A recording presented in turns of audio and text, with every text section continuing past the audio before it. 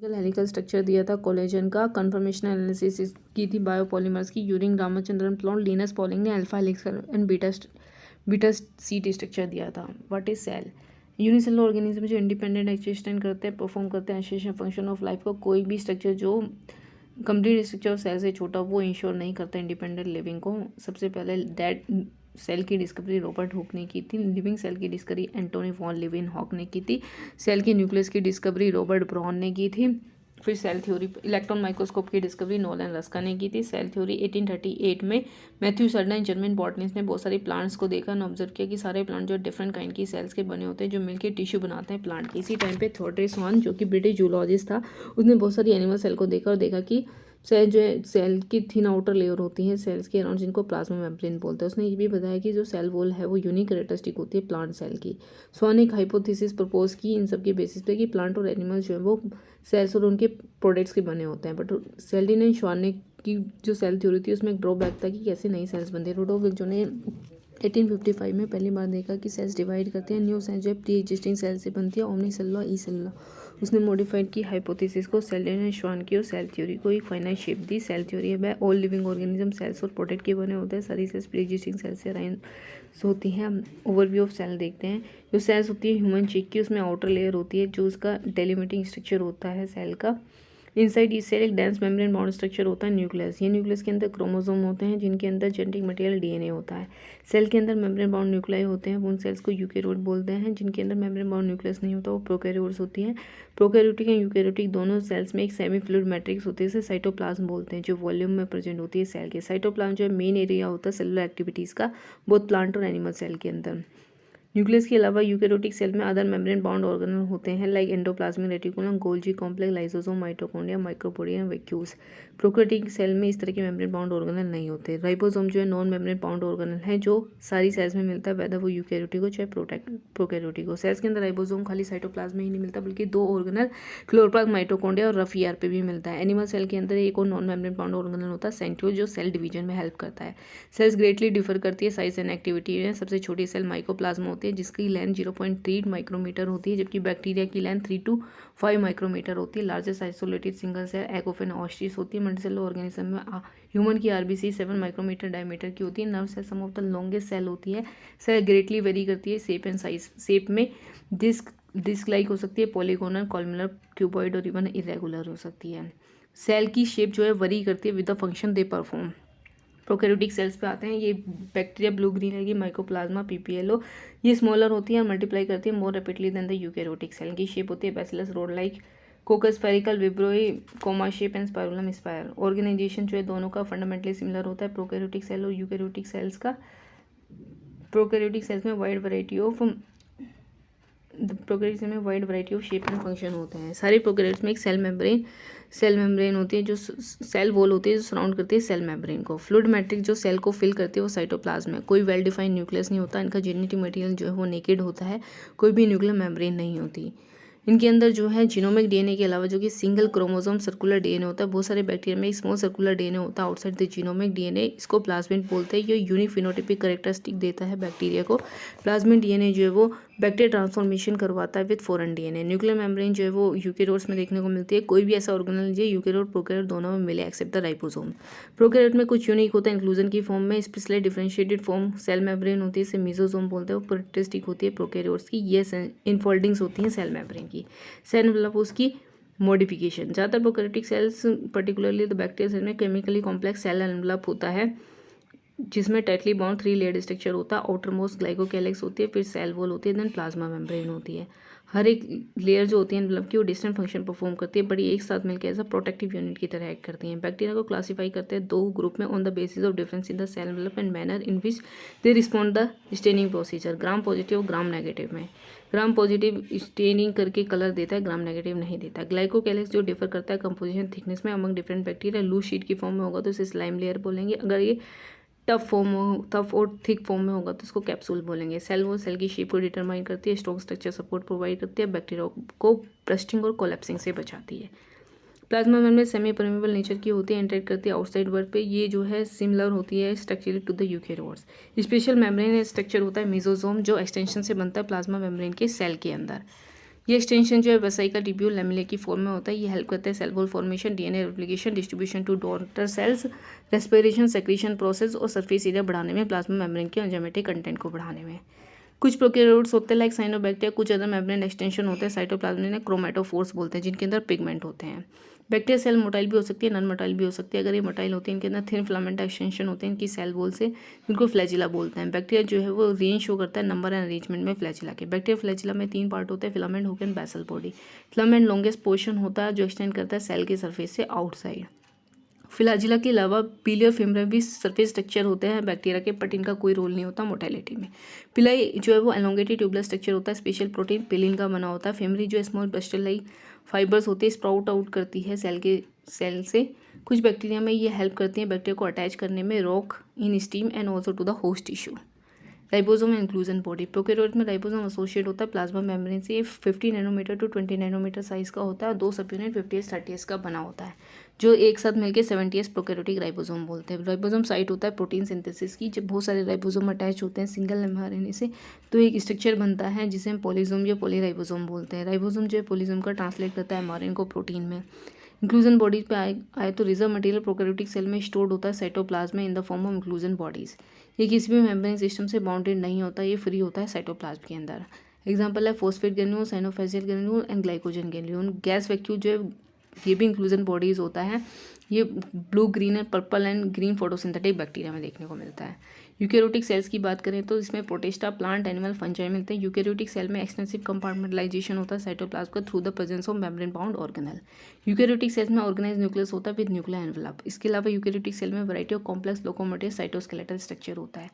Sir इनका genetic material organise होता है क्रोमोसोम्स में। सारी यूकैरियोटिक सेल आइडेंटिकल नहीं होती, प्लांट एंड एनिमल सेल जो है वो डिफर करती है।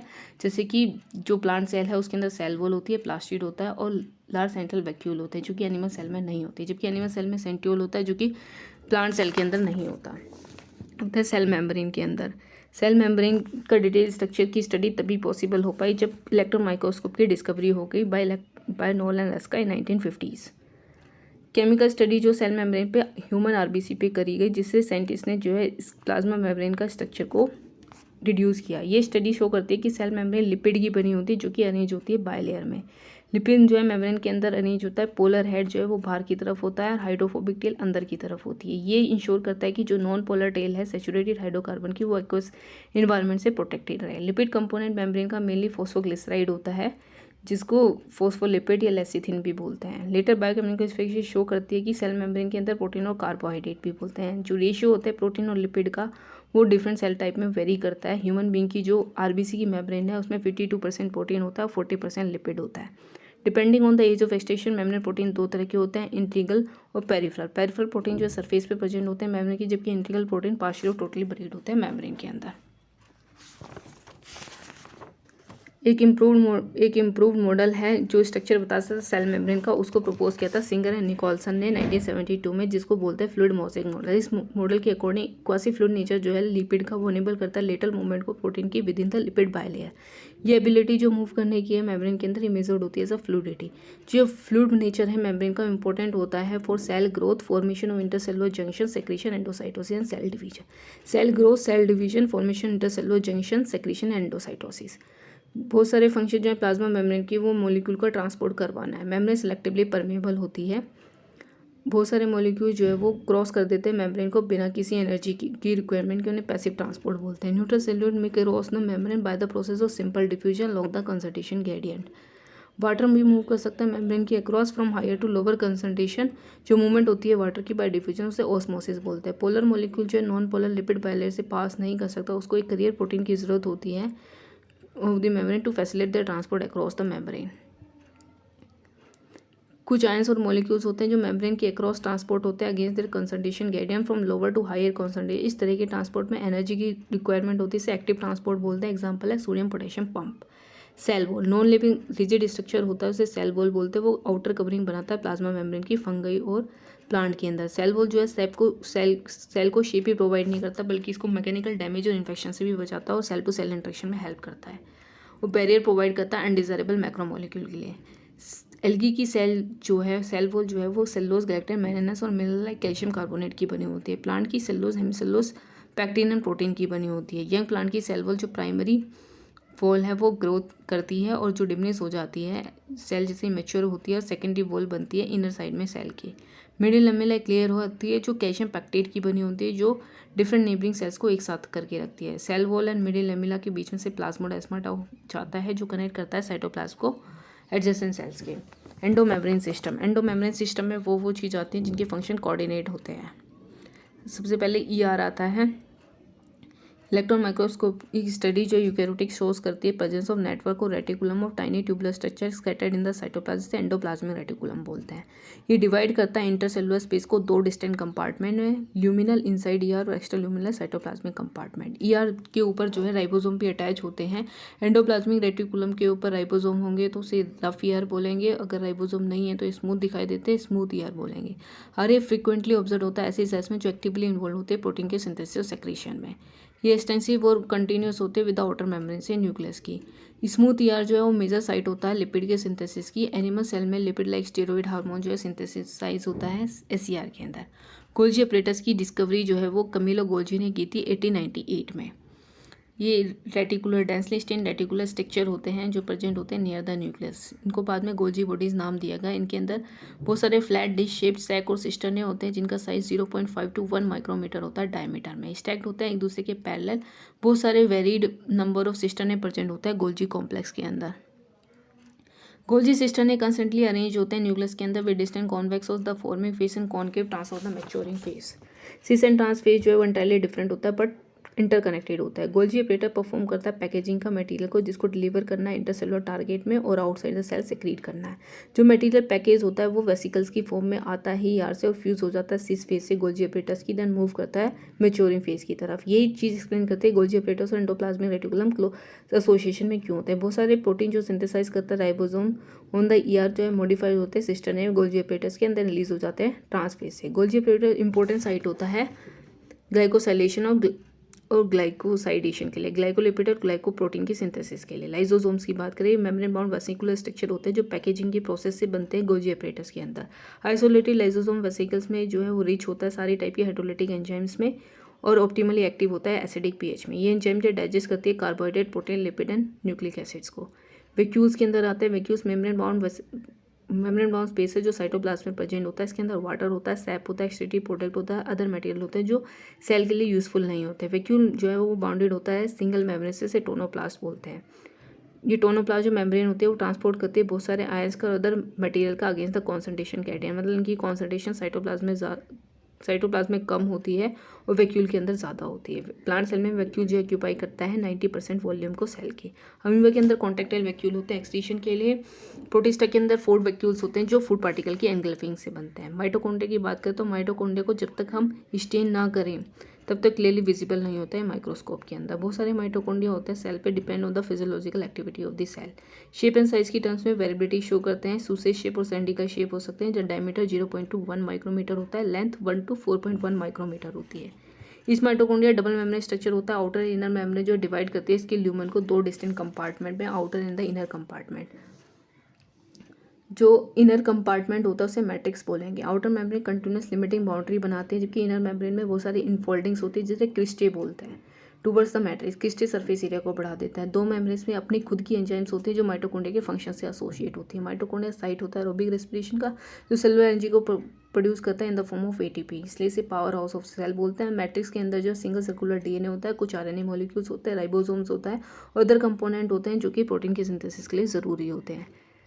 जो माइटोकॉन्ड्रिया वो डिवाइड करता है फिजन से। प्लास्टिड में आते हैं। प्लास्टिड सारे प्लांट सेल और यूक्लिनोइड में देखने को मिलता है। आसानी से ऑब्जर्व हो सकता है माइक्रोस्कोप में क्योंकि ये लार्ज होता है। इसके अंदर बहुत सारे पिगमेंट होते हैं जो स्पेसिफिक कलर देते हैं प्लांट को। Based on the type of pigment plastid को हम क्लासीफाई करते हैं क्लोरोप्लास्ट, क्रोमोप्लास्ट और ल्यूकोप्लास्ट में। क्लोरोप्लास्ट के अंदर क्लोरोफिल होता है, कैरोटीनॉइड पिगमेंट होता है जो ट्रैप करता है लाइट एनर्जी को, एसेंशियल होता है फोटोसिंथेसिस के लिए। क्रोमोप्लास्ट के अंदर फैट सोल्यूबल कैरोटीनॉइड पिगमेंट होता है, कैरोटीन, जेंथोफिल एंड अदर्स। ये जो प्लांट के पार्ट को येलो, ऑरेंज और रेड कलर देते हैं। तो मतलब क्लोरोप्लास्ट के अंदर क्लोरोफिल और कैरोटीनॉइड पिगमेंट होता है जो ट्रैप करते हैं लाइट एनर्जी को जो सिंथेसिस के लिए ज़रूरी होती है फोटोसिंथेसिस के लिए।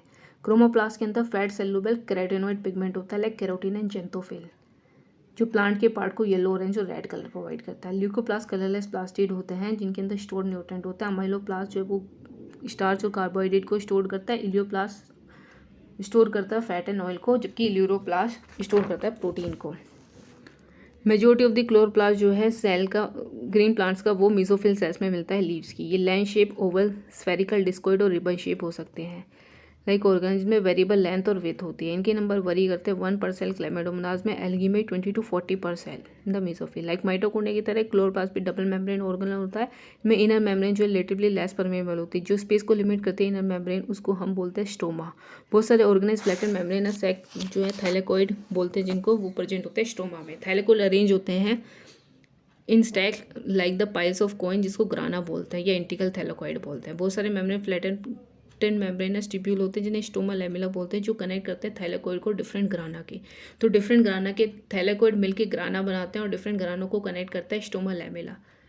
ग्राना को इंटीग्रल थैलेकोइड भी बोलते हैं। The stoma of the chloroplast contain enzyme required for the synthesis of carbohydrate और प्रोटीन। कार्बोहाइड्रेट और प्रोटीन के सिंथेसिस के लिए जो एंजाइम्स होती हैं वो स्टोमा के अंदर प्रेजेंट होती है। इसके अंदर small double standard circular DNA और राइबोसोम्स भी होते हैं 70S। क्लोरोफिल पिगमेंट जो है प्रेजेंट होते हैं थाइलाकोइड के अंदर। एंजाइम स्टोमा के अंदर प्रेजेंट होती है कार्बोहाइड्रेट प्रोटीन बनाने के लिए, जबकि क्लोरोफिल पिगमेंट थाइलाकोइड में प्रेजेंट होता है। इसमें 70S राइबोसोम होता है। राइबोसोम्स की बात करते हैं, ग्रैनुलर स्ट्रक्चर है जिसको सबसे पहले इलेक्ट्रॉन माइक्रोस्कोप में एज अ डेंस पार्टिकल देखा था जॉर्ज पैलेट ने 1953 में। ये इनके अंदर राइबोन्यूक्लिक एसिड आरएनए होता है और प्रोटीन होता है, और ये किसी भी मेम्ब्रेन से सराउंडेड नहीं होते। यूकैरियोटिक राइबोसोम जो 80S होते हैं, जबकि प्रोकैरियोटिक राइबोसोम 70S होते हैं। यहाँ पे एस वेडवर्क यूनिट है जो स्टैंड करती है सेडिमेंटेशन कोफिशिएंट को, जो इनडायरेक्टली मेजर करता है डेंसिटी और साइज को। दोनों के दोनों राइबोसोम जो है 2 सब यूनिट से बने होते हैं, 70S भी 80S भी। साइटोस्केलेटन की बात करें, एक इलोबरेट नेटवर्क होता है प्रोटीनीसस स्ट्रक्चर का जो साइटोप्लाज्म में प्रेजेंट होता है, जिसको साइटोस्केलेटन बोलते हैं। ये इन्वॉल्व होता है बहुत सारे फंक्शन में, जैसे कि mechanical support, motility and maintenance of the shape of the cell. Mechanical support, motility और सेल की शेप को मेंटेन करना। मैकेनिकल सपोर्ट, मोटेलिटी और सेल की शेप को मेंटेन करता है ये साइटोस्केलेटन। साइटोस्केलेटन की बात आते हैं सीलिया और फ्लैजिला के अंदर। सीलिया एंड फ्लैजिला जो है वो हेयर लाइक आउटग्रोथ होती है सेल मेम्ब्रेन की।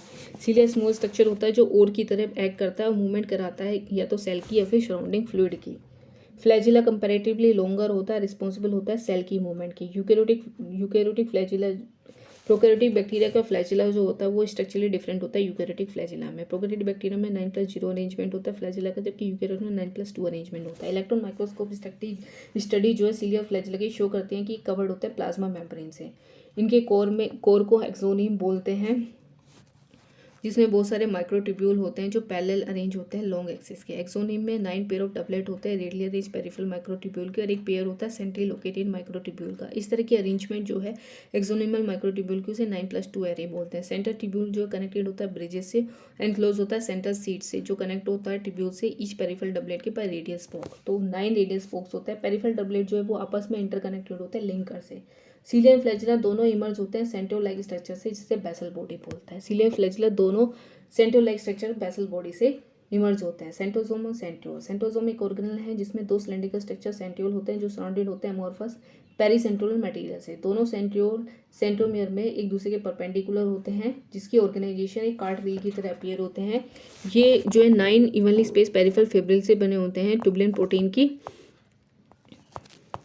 Each of the peripheral fibril जो है वो टिपलेट होती है, एडजेसेंट टिपलेट जो है लिंक्ड होती हैं आपस में भी। द सेंटर पार्ट जो है प्रोक्सिमल रीजन का सेंट्रियोल का, वो प्रोटीनिशियस होता है, से हब बोलते हैं, जो कनेक्टेड होता है पेरिफेरल टिपलेट के ट्यूब्यूल से बाय रेडियल स्पोक, जो कि प्रोटीन का बना होता है। सेंट्रियोल जो है बेसल बॉडी बनाता है सीलिया एंड फ्लैजिला की, और स्पिंडल फाइबर बनाता है जो स्पिंडल अपरेटस बनाती है सेल डिवीजन के टाइम पे। तो सेंट्रियोल बेसल बॉडी बनाता है सीलिया एंड फ्लैजिला की, और स्पिंडल फाइबर बनाता है स्पिंडल अपरेटस जो बाद में बनाएंगे। न्यूक्लियस जो है एक सेल ऑर्गन है जिसको डिस्कवर किया था रूपन ब्रोन ने 1831 में। बाद में इसके मटेरियल को न्यूक्लियस के स्टेन किया गया बेसिक डाई से, जिसके कारण इसका नाम दिया गया chromatin by Flemming. Interphase nucleus मतलब जब सेल डिवाइड नहीं कर रही है उसमें highly extended and elaborate nucleoprotein fibers chromatin होती हैं, न्यूक्लियर मैट्रिक्स होता है, और 1 और मोर स्फेरिकल बॉडीज न्यूक्लियाई होता है। इलेक्ट्रॉन माइक्रोस्कोप रिवील करती है न्यूक्लियर एनवलप, जिसमें 2 पैरेलल मेम्ब्रेन होती हैं, जिसमें स्पेस होता है जिसको पेरी न्यूक्लियर स्पेस बोलते हैं, जो बैरियर बनाता है between the material inside and outside of the cell. inside the nucleus and that of the cytoplasm. outer membrane usually remain continuous होते हैं एंडोप्लाज्मिक रेटिकुलम से, उसमें राइबोसोम्स होते हैं। बहुत सारी जगह के जो न्यूक्लियर एनवलप है वो इंटरप्ट होता है माइन्यूट पोर्ट से, जो दो मेम्ब्रेन के फ्यूजन से बना होता है। ये न्यूक्लियर पोर जो है पैसेज होते हैं जिससे मूवमेंट होती है आरएनए और प्रोटीन मॉलिक्यूल्स की दोनों डायरेक्शन में between the nucleus and cytoplasm. Normally one nucleus होता है पर सेल, बट वेरिएशन होती है न्यूक्लियस की, वो फ्रिक्वेंटली देखने को मिलती है। कुछ मैच्योर सेल्स में न्यूक्लियस नहीं होता, like erythrocyte of many mammals and sieve tube elements of vascular plants. Nuclear matrix या न्यूक्लियोप्लास्ट के अंदर न्यूक्लियोलस और क्रोमैटिन होता है। न्यूक्लियर मैट्रिक्स या न्यूक्लियोप्लास्ट के अंदर न्यूक्लियोलस और क्रोमैटिन होता है। न्यूक्लियोलाई जो है वो स्फेरिकल स्ट्रक्चर होते हैं। न्यूक्लियोलाई जो है स्फेरिकल स्ट्रक्चर होता है जो न्यूक्लियोप्लास्ट में प्रेजेंट होता है। जो न्यूक्लियोलस के कंटेंट है वो कंटिन्यूस होता है रेस्ट ऑफ द न्यूक्लियोप्लास्ट से, क्योंकि ये मेम्ब्रेन बाउंड नहीं होता। ये साइट होता है एक्टिव राइबोसोमल आरएनए सिंथेसिस की। larger and more numerous nuclei present in the cells actively carrying on protein synthesis। Interphase nucleus में लूज एंड इंडिस्टिंक्ट नेटवर्क होता है न्यूक्लियोप्रोटीन फाइबर्स का, से क्रोमैटिन बोलते हैं। But during different stage of cell division cell जो है कुछ स्ट्रक्चर्ड क्रोमोसोम शो करती हैं in place of nucleus. Chromatin contain DNA and some basic protein called histone. कुछ नॉन हिस्टोन प्रोटीन और आरएनए भी प्रेजेंट होता है क्रोमैटिन के अंदर। एक सिंगल ह्यूमन सेल में 2 मीटर लॉन्ग डीएनए होता है जो डिस्ट्रीब्यूट होता है 46 क्रोमोसोम में। एवरी क्रोमोसोम में एक प्राइमरी कॉन्स्ट्रक्शन होता है जिसको सेंट्रोमियर बोलते हैं, जिसके साइड में एक डिश शेप काइनेटोकोर प्रेजेंट होता है। Based on the position centromere chromosome को हम क्लासीफाई करते हैं 4 टाइप में। मेटासेंट्रिक में जो सेंट्रोमियर सेंटर में प्रेजेंट होता है, सब मेटासेंट्रिक में स्लाइटली अवे होता है मिडिल से। एक्रोसेंट्रिक में जो है एक एंड के क्लोज होता है और एक extremely short and very long arm बनाता है। टीलोसेंट्रिक में टर्मिनल सेंट्रोमियर होता है।